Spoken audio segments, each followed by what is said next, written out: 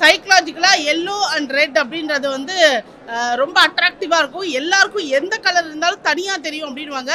விஜய் சாரும் அதே மாதிரி தான் தனியா தெரியுறாரு இன்னைக்கு அரசியல்ல. ஸோ அவரோட கட்சி கொடியில 2 யானை, நாங்கள் 2 பேர் இருக்கிறது ரொம்ப சந்தோஷம்.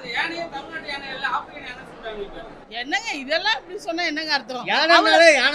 அவர் தான் சிம்பாலிக்கா சொல்லிட்டார்ல, 2 போர் யானைகள். அவங்க வந்து மற்ற ஒரு அரசியல் களத்துல 2 பெரிய பிரம்மாண்டமா இருந்து ஊரையே நாசம் பண்ணும்போது 2 போர் யானைகள் இவர் சார்பா வந்து போராடி மக்களை காப்பாத்து. அதெல்லாம் பாட்டெல்லாம் பார்க்கலையா?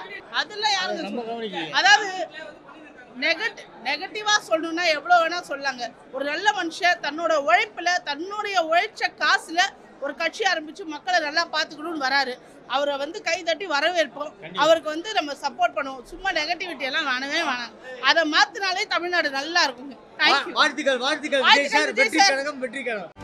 செய்திகளை உடனுக்குடனும் துல்லியமாகவும் தெரிந்து கொள்ள சப்ஸ்கிரைப் பண்ணுங்க.